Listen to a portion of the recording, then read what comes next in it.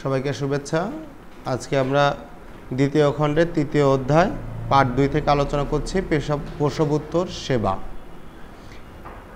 এর সংজ্ঞা, উদ্দেশ্য, গুরুত্ব। প্রসবোত্তর সেবা কাকে বলে, এর উদ্দেশ্য কী এবং এর গুরুত্ব কী সেটা নিয়ে আলোচনা করছি। দেখো, প্রসবোত্তর যত্ন বা সেবার সংজ্ঞা: প্রসবের পরপরই মায়ের এবং নবজাতকের শিশুর যত্ন নেওয়া এবং প্রসবের 6 সপ্তাহ 42 দিন পর্যন্ত মা ও শিশুর অবস্থা ফলো আপ করা, মা ও শিশুর সংক্রমণ রোধ ও তাদের স্বাস্থ্য নিশ্চিত করার জন্য সেবার ব্যবস্থায় যে যত্ন নেওয়া হয় তাকে প্রসবোত্তর যত্ন বা প্রসবোত্তর সেবা বলা হয়।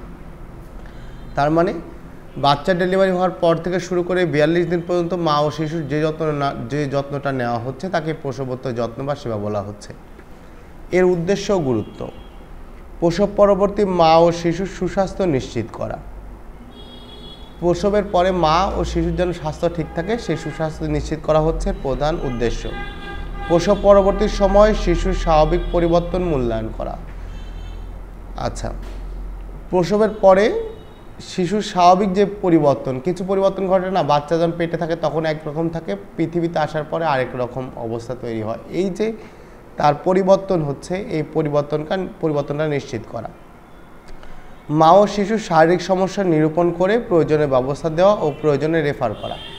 আমরা মা ও শিশুর যদি কোনো শারীরিক সমস্যা থাকে সেটা আমরা নির্ণয় করব, নিরূপণ করব এবং সেই অনুযায়ী আমরা যদি সেবা দিতে পারি দিব, প্রয়োজনে বাচ্চাকে এবং মাকে আমরা কী করব, রেফার করে দেব। মাকে বুকের দুধ খাওয়ানো, শিশুর যত্ন সম্পর্কে পরামর্শ দেওয়া। বাবুকে কিভাবে বুকের দুধ খাওয়াতে হবে এবং বাবুর কিভাবে যত্ন নিতে হবে এই বিষয় সম্পর্কে মাকে পরামর্শ প্রদান করতে হবে। পরিবার পরিকল্পনা ও টিকা ইপিআই সম্বন্ধে পরামর্শ ও সেবা দেওয়া। পরিবার পরিকল্পনা, কী ধরনের পদ্ধতি গ্রহণ করবে মা সেইটা, এবং বাচ্চাকে কখন থেকে টিকা দিবে, কোন সময় কোন টিকাটা দিবে এই বিষয়টা নিয়ে এই সম্বন্ধে পরামর্শ ও সেবা দিতে হবে আমাদেরকে। উপরোক্ত বিষয়ে পদক্ষেপ নিতে গেলে নিম্নলিখিত ব্যবস্থা গ্রহণ করতে হবে। আমরা উপরের এই বিষয়গুলোতে যদি পদক্ষেপ নিতে চাই আমাদের নিম্নলিখিত ব্যবস্থাগুলো গ্রহণ করতে হবে। এক হচ্ছে যোগাযোগ স্থাপন, প্রসব ও প্রসব পরবর্তী ইতিহাস নেওয়া। রুগীর সঙ্গে যোগাযোগ স্থাপন করতে হবে, সেটা রুগীকে ফলো আপে আসতে বলতে হবে, প্রয়োজনে ভিজিট করতে হবে রুগীর বাড়িতে করে। যদি কোনো ধরনের প্রবলেম থাকে, কোনো কমপ্লিকেশানস থাকে, তাহলে সেটার আমাদের ইতিহাস নিতে হবে যে কী করে কমপ্লিকেশানটা শো করলো, কী করে কমপ্লিকেশানটা তৈরি হলো। মা ও শিশু উভয় শারীরিক পরীক্ষা করা। মা এবং শিশুর দুইজনেরই শারীরিক পরীক্ষা করতে হবে। স্বাস্থ্য শিক্ষা দিতে হবে মা ও শিশুকে। যদি আমাদের আয়ত্তে থাকে আমরা চিকিৎসা দিব, আদারওয়াইজ আমরা কী করব, রেফার করে দেব। জি। প্রসবোত্তর মায়ের শারীরিক পরীক্ষা চেকলিস্ট বই দেখুন। প্রসবোত্তরকালে নবজাতকের শিশুর শারীরিক পরীক্ষা আমরা চেকলিস্ট বই দেখব, যে আমরা কী কী সেখানে দেখব, মায়ের কী কী দেখব, শিশুর কী কী দেখব, সেই বিষয়টা আমাদের চেকলিস্টে বর্ণনা করা আছে, আমরা চেকলিস্টটা দেখে নিব। প্রসবোত্তরকালে স্বাস্থ্য শিক্ষার বিষয়বস্তু। আমরা প্রসবোত্তরকালে কী ধরনের স্বাস্থ্য শিক্ষা মাকে দিব তার বিষয়বস্তু। পরিষ্কার পরিচ্ছন্নতা মেনটেন করতে হবে। স্তন্যদানকালে মায়ের খাবার, মা কী ধরনের খাবার গ্রহণ করবে, বুকের দুধের উপকারিতা কী সেইটা আমাদেরকে জানাইতে হবে মাকে। টিকাদানের প্রয়োজনীয়তা কী, কেন আমরা শিশুকে টিকা দিব, অনেক সময় টিকা দিতে চায় না তো, তাই না, শিশু ব্যথা পায়, জ্বর আসে, সেটা বুঝায় বলতে হবে যে টিকা দিলে বাচ্চার কী কী ধরনের উপকার হতে পারে। পরিবার পরিকল্পনা পদ্ধতি, মা কতদিন পর থেকে পরিবার পরিকল্পনা পদ্ধতি গ্রহণ করবেন এবং কেন করবেন সেই বিষয়টা মাকে বুঝায় বলতে হবে। প্রসবোত্তরকালে মায়ের যত্ন, মায়ের কী ধরনের যত্ন আমরা নেব, মা প্যাড ব্যবহার করবে কিনা, মা গরম পানি ব্যবহার করবে কিনা, মা কতক্ষণ পর পর খাবে, মা কীভাবে শরীরের যত্ন নেবে, পার্সোনাল হাইজিন মেনটেন করবে, এই বিষয়গুলো মাকে বুঝায় বলতে হবে। চেকলিস্টে দেখো, চেকলিস্টে যেসব বিষয় দেখতে হবে, করতে হবে: দলীয় বিসিজি শিক্ষার পূর্ব প্রস্তুতি, প্রয়োজনীয় হাই লেভেল ডিসইনফেকশন, জীবাণুমুক্তকরণ যন্ত্রপাতি সংরক্ষণ করুন, যোগাযোগ স্থাপন করুন, মাকে প্রসব করতে আসতে বলুন, এই ইতিহাসগুলো নিতে হবে। এখানে সেটাই বলছে, ইতিহাস গ্রহণ করতে হবে, কোনো অসুবিধা আছে কি না, প্রসবের স্বাভাবিক ছিল কি না বা সেটা আমাদের জিজ্ঞাসা করে নিতে হবে, প্রসবটা প্রলঙ্গেড লেবার ছিল কিনা, অবস্ট্রাকটিভ লেবার ছিল কিনা, এই বিষয়গুলো মায়ের কাছ থেকে আমাদেরকে শুনে নিতে হবে। বাচ্চা জন্মের তারিখ জিজ্ঞাসা করুন, বাচ্চা কবে জন্মগ্রহণ করেছে, মাকে জিজ্ঞাসা করতে হবে। মায়ের জ্বর আছে কিনা তা জিজ্ঞাসা করতে হবে। বাচ্চা বুকের দুধ খায় কিনা সেটা জিজ্ঞাসা করতে হবে। স্তনে কোনো অসুবিধা আছে কিনা সেটা জিজ্ঞাসা করতে হবে। লচিয়া বা স্রাবের পরিমাণ সম্বন্ধে আমাদেরকে জিজ্ঞাসা করতে হবে, স্রাবের পরিমাণ কতটুকু, কী ধরনের স্রাব যাচ্ছে, সেটা কি লাল রঙের আছে নাকি ফ্যাকাশে হয়েছে স্রাব, নাকি সাদা রঙের স্রাব, গন্ধ আছে কিনা, এই বিষয়গুলো আমাদেরকে শুনে নিতে হবে। মায়ের প্রসাব পায়খানা ঠিক মতো আছে কিনা সেটা জিজ্ঞাসা করতে হবে। মা আয়রন বড়ি খাচ্ছে কিনা সেটা জিজ্ঞাসা করতে হবে। ভিটামিন এ ক্যাপসুল খেয়েছে কিনা সেইটা মায়ের কাছ থেকে আমাদেরকে শুনে নিতে হবে। এটা ইতিহাস গ্রহণ করে নিব। তারপরে মায়ের শারীরিক পরীক্ষা করব। কী ধরনের শারীরিক পরীক্ষা করব, এটা কিন্তু আমরা মায়ের যত্ন নিচ্ছি, ঠিক আছে। রক্ত স্বল্পতা মায়ের আছে কিনা দেখুন, মায়ের রক্ত স্বল্পতা যদি থাকে সেই বিষয়ে আমাদেরকে পরামর্শ দিতে, আয়রন ট্যাবলেট দিতে হবে, প্রয়োজনে রক্ত ব্লাড ট্রান্সফিউশন করতে হবে, তাপমাত্রা দেখতে হবে, রক্তচাপ দেখতে হবে। স্তনের অবস্থা দেখবো আমরা মায়ের, সেটা হচ্ছে স্তনের অবস্থা কেমন, নরম, শক্ত, ব্যথাযুক্ত, ফোলা, লাল, কোনো বোটা গুঠি আছে কিনা এই বিষয়টা দেখতে হবে। স্তনের বোটার অবস্থা, স্তনের বোটাটা কীরকম আছে সেটা আমাদেরকে দেখতে হবে। ইনভলিউশন, জরার উচ্চতা হাত দিয়ে পরীক্ষা করুন। জরায়ু তো একটা উচ্চতা থাকে, তারপরে প্রতিদিন 1 থেকে 2 ইঞ্চি করে কী হয় 24 ঘন্টা পর পরে সেটা কমে যায়, কমছে কিনা সেটা আমাদেরকে লক্ষ্য রাখতে হবে। তলপেটে ব্যথা আছে কিনা সেই বিষয়টা পরীক্ষা করে দেখতে হবে। পেরিনিয়াম পরীক্ষা, এটা তো মায়ের স্তন পরীক্ষা গেল, পেটের পরীক্ষা গেল, পেরিনিয়াম পরীক্ষা। ব্যবহৃত প্যাড দেখুন, স্রাবের পরিমাণ নির্ণয় করুন এবং রঙটা দেখুন। মা যে প্যাডটা ব্যবহার করছে তাতে কতটুকু স্রাব যাচ্ছে, স্রাবের রঙটা কেমন সেটা আমাদেরকে দেখতে হবে। পেরিনিয়ামের অবস্থা পর্যবেক্ষণ করুন। এমনও হয় অনেক সময় কি করতে হয়, ইপিসিটমি করে করে বাচ্চা বের করে নিয়ে আসতে, পেরিনিয়ামটা কেটে বাচ্চাটা বের করতে হয়, সেই অবস্থাটা আমাদেরকে খেয়াল করে দেখতে হবে। প্রয়োজন হলে নিয়ম অনুযায়ী পিভি করুন, প্রয়োজন হলে আমরা নিয়ম অনুযায়ী পিভি করে দেখব যে কী অবস্থা আছে ভেতরে। উপরোক্ত পরীক্ষাগুলো ফলাফল স্বাভাবিক হলে যে সকল পরামর্শ দিতে হবে। মা ও বাচ্চার ব্যক্তিগত পরিষ্কার পরিচ্ছন্নতা সম্পর্কে পরামর্শ দিন, মায়ের খাবার সম্পর্কে পরামর্শ দিন, মায়ের বিশ্রাম সম্পর্কে পরামর্শ দিন, মায়ের পরিবার পরিকল্পনা পদ্ধতি সম্পর্কে পরামর্শ দিন, বাচ্চার টিকা সম্বন্ধে পরামর্শ দিন। উপরোক্ত বিষয়গুলো স্বাভাবিক থাকলে রেফারের চিঠি সহ রেফার করুন। যদি সব কিছু ঠিক থাকে আমরা যদি চিকিৎসা দিতে পারি দিব, আদারওয়াইজ আমরা সেটা অন্য জায়গায় রেফার করে দিব, তথ্য লিপিবদ্ধ করব। এটা গেল মায়ের বিষয়। এবার নবজাতকের যত্ন আমরা কীভাবে নিচ্ছি দেখো। যেসব বিষয় দেখতে হবে, করতে হবে, দলীয় বিসিজি শিক্ষার পূর্ব প্রস্তুতি নিন। নবজাতকের কোনো অসুবিধা আছে কিনা মাকে জিজ্ঞাসা করুন। নবজাতকের বুকের দুধ, শাল দুধ খাচ্ছে কিনা মাকে জিজ্ঞাসা করুন। শিশু কয়বার কী পরিমাণ প্রস্রাব করছে সেটা মাকে জিজ্ঞাসা করুন। শিশু কয়বার পায়খানা করছে, পায়খানার রং কেমন মাকে জিজ্ঞাসা করতে হবে। শিশুর জন্ডিস আছে কিনা তা দেখুন। শিশুর তাপমাত্রা মাপুন বগলে থার্মোমিটার দিয়ে। শিশুর চামড়া পুঁজযুক্ত কোনো গুটি আছে কিনা সেটা আমাদেরকে দেখতে হবে। শিশু শ্বাস প্রশ্বাস দেখতে হবে। এবার আমরা পরীক্ষা করে কি দেখব, মাথা, চোখ, ঠোঁট, মুখ, নাভি, মেরুদণ্ড পরীক্ষা করে দেখতে হবে কোনো অ্যাবনর্মালিটি আছে কিনা। শিশুর ওজন নিন, শিশুর ওজনটা নিয়ে নিতে হবে। শিশুর দুধ, বুকের দুধ খাওয়া নিরূপণ করুন। শিশু এবং মায়ের অবস্থা ঠিক আছে কিনা তা দেখুন। স্তনের শিশুর সংযোগ ঠিক আছে কিনা তা দেখুন। শিশু ভালোভাবে দুধ চুষছে কিনা তা দেখতে হবে। আচ্ছা, উপরোক্ত পরীক্ষার ফলাফল স্বাভাবিক হলে মাকে নিম্ন পরামর্শ দিন।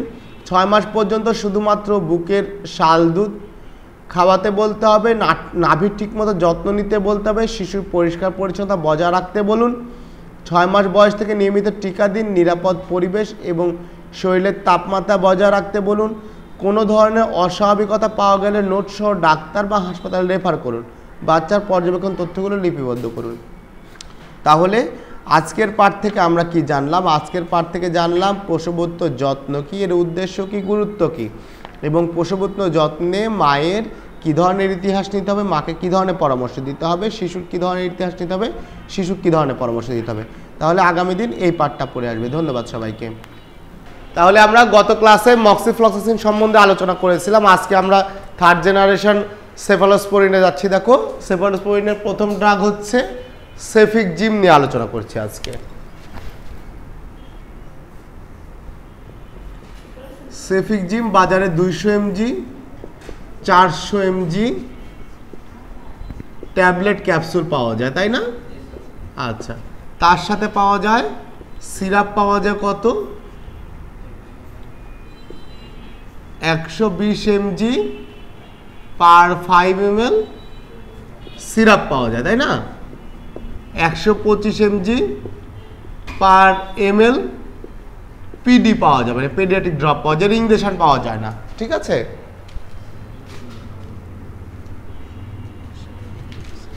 ইন্ডিকেশন কি দেখো,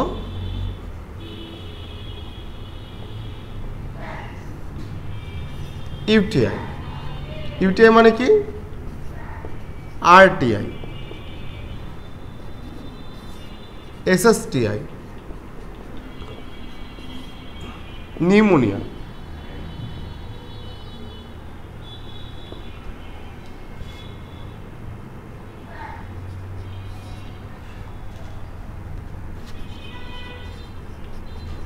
পোস্ট অপারেটিভ ম্যানেজমেন্ট। আচ্ছা, 6 নম্বর কি দেখো, 6 নম্বর হচ্ছে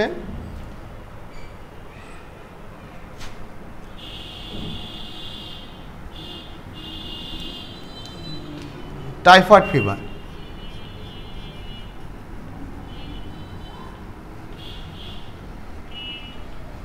UTI, RTI, SSTI, pneumonia, post-operative management and typhoid fever. UTI মানে urinary tract infection, RTI respiratory tract infection, SSTI skin and soft tissue infection, pneumonia, post-operative management and typhoid fever। এই 4টা ইন্ডিকেশনে আমরা সেফিক্সিম ব্যবহার করব। অ্যাডাল্ট ডোজ 200 থেকে 400 mg 2 time daily. Child dose কি? 8 থেকে 10 mg per KG per day. Pregnancy category কি দেখো,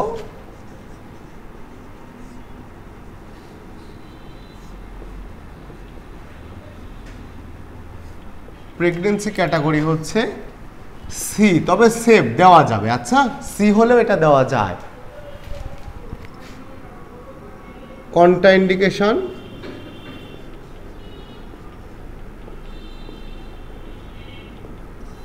এনি হাইপার সেন্সিটিভিটি,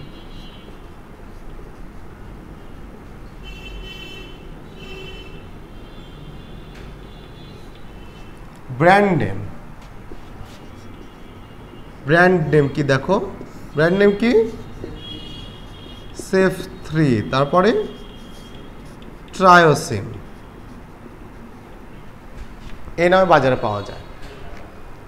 আরেকটি 3rd জেনারেশন সেফলোস্পোরিন ড্রাগ দেখো, সেফুরোক্সিম। সেফুরোক্সিম বাজারে পাওয়া যায় 250 mg 500 mg ট্যাবলেট ক্যাপসুল, তাই না? এবং পাওয়া যায় 250 mg 500 mg ইনজেকশন, আর 125 mg per 5 ml syrup. Indication কি দেখো, ইন্ডিকেশন হচ্ছে UTI, RTI, SSTI, post operative management. ঠিক আছে, আচ্ছা, ডোজেস ফর্ম দেখো, 250 থেকে 500 mg 3 টাইমস ডেইলি। ঠিক আছে, চাইল্ড ডোজ হচ্ছে 15 থেকে 20 mg per KG per day. ওকে,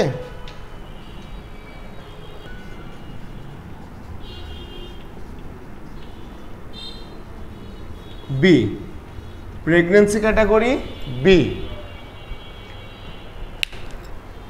কন্ট্রাইন্ডিকেশন কি দেখো,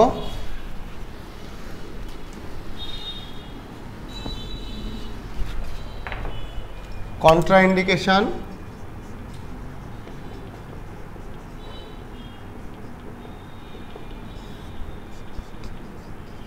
এনি হাইপার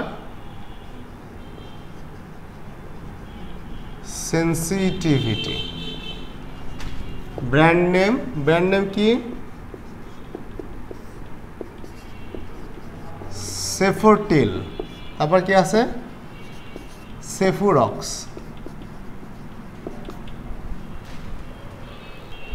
তাহলে আগামী দিন এটা পড়ে আসবে। ধন্যবাদ সবাইকে।